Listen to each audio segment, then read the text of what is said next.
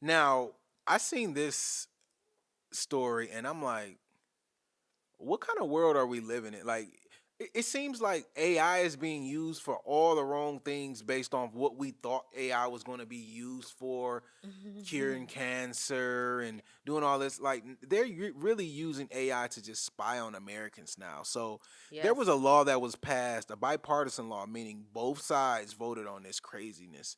Um, but it's just starting to make its headwings because a lot of these cars, you know how you build a car in 2025, it becomes a 2026, and Mm. you know it gets sold in 2026, but it might be a 2027. 2027. So all the new cars in the U.S. From 2027 and on will be required to have some type of technology that puts surveillance on the driver. So let me give you an example. So like the AI will determine if you're able to drive, and if they feel like you, I don't know what they're going to be using, but if they feel like you are drunk, for example, Hmm. the car is not going to start and let you drive because they feel like, well, we're saving people, we're saving you from yourself, we're not letting you on the road, etc. And on the merits, and when you just say it out loud, like, yeah, we're gonna create a car to where if you Yeah. drive or if you're drunk, you can't drive. Some type of prevention method. Some type of prevention measure. What happens when the AI is wrong? Your car don't start. You're in the middle of the winter, or Hmm. like, do you have a customer service to call? Like, you see what I'm saying? Yeah. Like, I don't really know where we go from here if your car is not starting because it thinks you're drunk or whatever reason. Where do we go from here?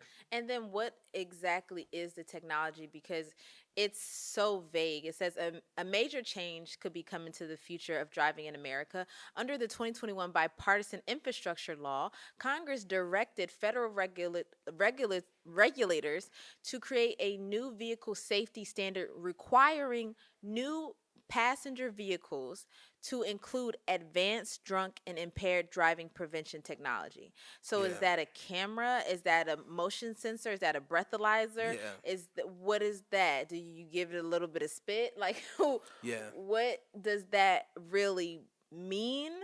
And like if it's a breathalyzer, you I'm not know, mad at the I'm breathalyzer. not mad at that either, but to your point, like what if you do blow a 00 and it malfunctions and your car still doesn't start? You know Yes, what I mean? So it's because AI don't always work. I mean, I'm talking about the simplest tasks. yeah. Like I use Gemini sometimes, Mhm. and I use it for different thumbnails or anything, right? Whatever we're using, right? And I told it, you know how we used to have the headphones Mhm. on our thumbnails because that's how we shot the podcast. Mhm. Now we don't have the headphones anymore. So I was working on a thumbnail and I'm like, remove the headphones. And it put like 360 waves in my head.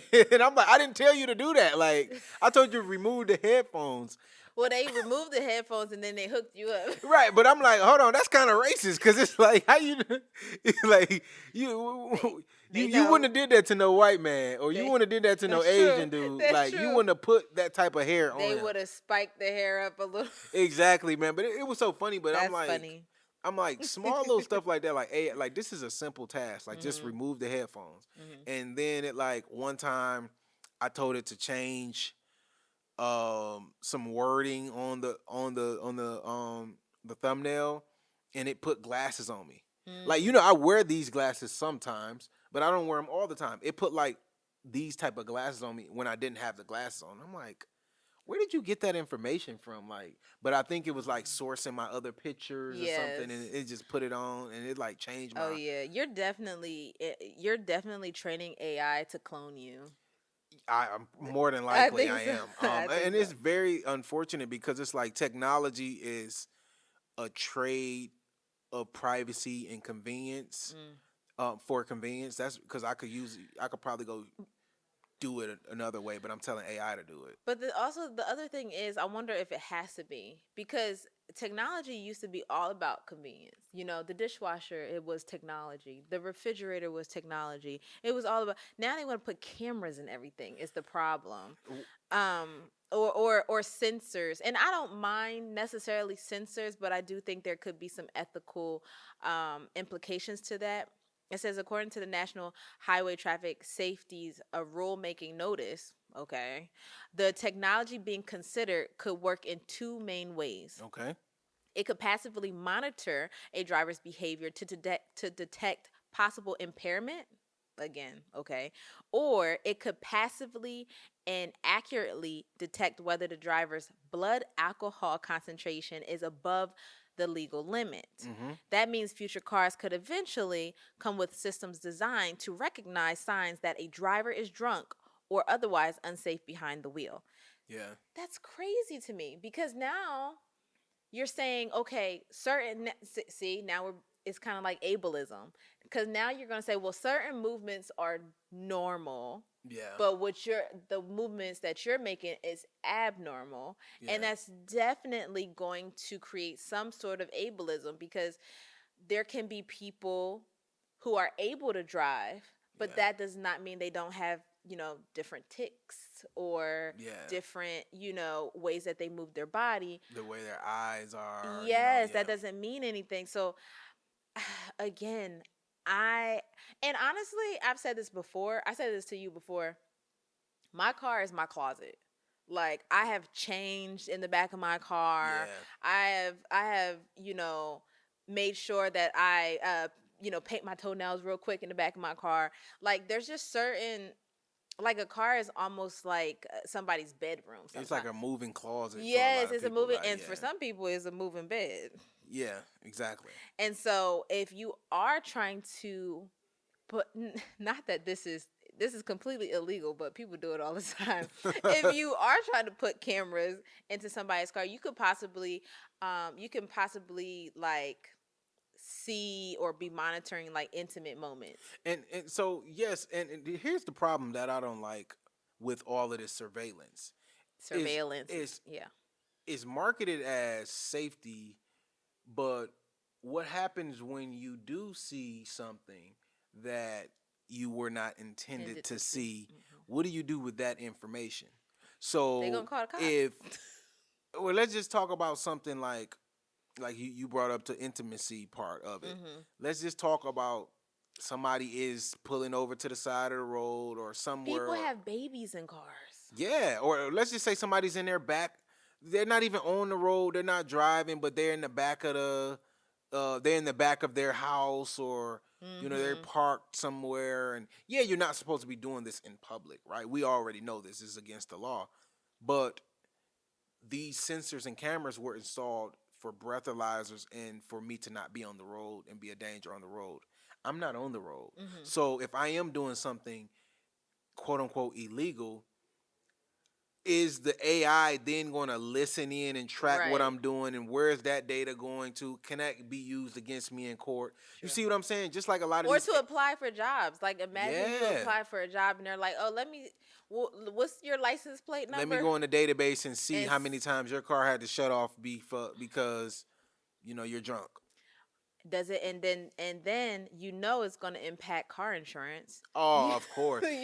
Have you ever used that car insurance where they like you gotta plug that thing in and it tracks your driving and then give you a rate? Yeah, I did that for 2 days. No, I am not doing it. It's not for you. It's not for you. It's a scam. One of my mentors had that car, and all I did was I literally was supposed to drive the baby to the daycare and back. The daycare was 5 minutes away, and she's like, why are you driving like a speed demon? I'm like, I have a baby in the back of the car. Right. I would never be driving crazy. Yeah. That thing is lying on me. But here's the thing. I'm a good driver, right?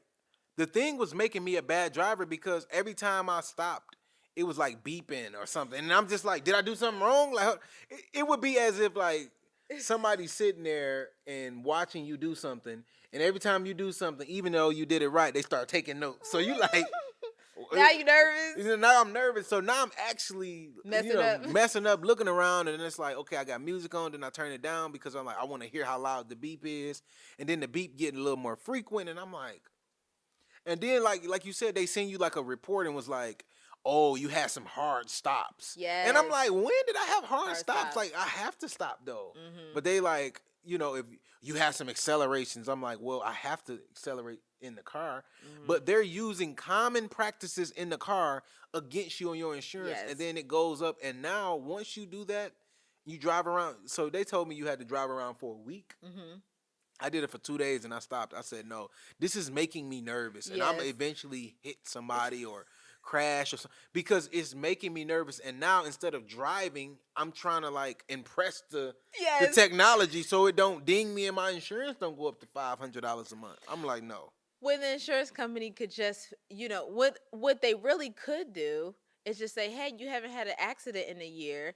Let's exactly. bump your rate down a little bit." You know what I mean? They could just use the evidence of not having the accident, Not having but they yeah, want to market this. Oh, you're a good driver. Well, let's let it monitor you.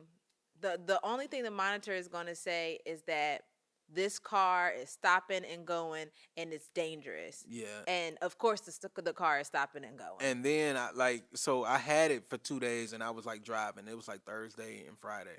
But then like I didn't drive on the weekend as much because I wasn't going to work because I was working at that point. I mean, at that time.